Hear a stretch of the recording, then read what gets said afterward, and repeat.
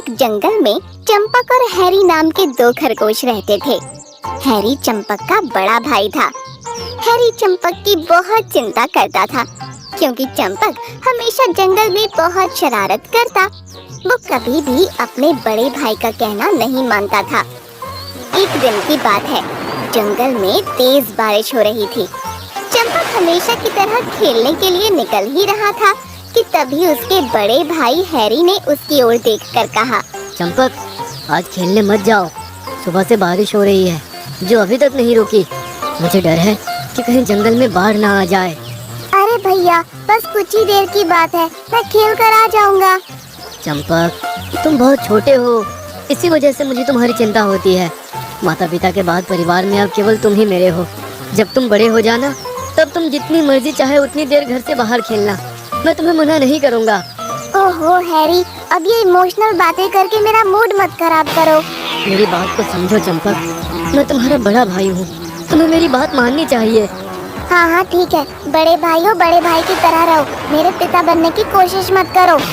Harry ने चंपक को बहुत समझाने की कोशिश की, मगर चंपक नहीं माना और अपनी आदत के मुताबिक बारिश में ही अपने घर से निकल गया। चंपक सीधा अपने दोस्त मोंटी हाथी के पास पहुंचा। मोंटी हाथी बहुत छोटा हाथी था। चंपक की उससे बहुत गहरी दोस्ती थी। चलो मोंटी, इस बारिश का मजा लेते हैं, खेलते हैं। नहीं चंपक, तुम्हें घर रहना चाहिए। मुझे मेरे माता पिता ने आज घर से निकलने के लिए मना कर रखा है क्योंकि बारिश सुबह से हो रही है। उनका कहना है कि अगर ऐसी बारिश होती रही तो कहीं जंगल में बाढ़ ना आ जाए, इसीलिए हमें अपने परिवार के साथ ही रहना चाहिए। तुम ये क्या बात कर रहे हो मोंटी? मेरा बड़ा भाई भी कुछ इसी तरह की बात कर रहा था। तुम्हें अपने बड़े भाई का कहना मानना चाहिए। मोंटी, अगर तुम्हें नहीं खेलना तो मना कर दो, पर मेरे बड़े भाई की तरफदारी करना बंद करो। ऐसा नहीं कहते चंपक, तुम्हारा बड़ा भाई हैरी तुमसे बहुत प्यार करता है, वो तुम्हारी बहुत चिंता करता है। मुझे माफ करना, पर मैं आज तुम्हारे साथ खेलने नहीं जा सकता। मोंटी की बात सुनकर चंपक क्रोधित हो गया और वो गुस्से से मोंटी से बोला, ठीक है, मैं खुद अकेले ही खेलूंगा, पर मैं किसी भी कीमत पर अपने बड़े भाई की बात नहीं मानूंगा। इतना बोलकर चंपक वहाँ से चला गया। अकेले खेलते खेलते चंपक जंगल से काफी दूर निकल आया था कि तभी बारिश और ज्यादा तेज हो गई। चंपक तेज बारिश की बूंदों को देखकर पूरी तरह से घबरा गया। तभी चंपक को जंगल से बहुत से जानवर भागते हुए दिखाई दिए। उन सभी जंगली जानवरों को देखकर मोंटी बुरी तरह से घबरा गया। वो तुरंत दौड़ता हुआ भालू दादा के पास पहुंचा। क्या हुआ भालू दादा, जंगल के सब लोग कहाँ जा रहे हैं? अरे तुम्हें पता नहीं चंपक, जंगल में पानी भरने लगा है, सभी जानवर बाढ़ से बचने के लिए भाग रहे हैं। इतना कहकर भालू दादा भी वहाँ से चले गए। चंपक और घबरा गया।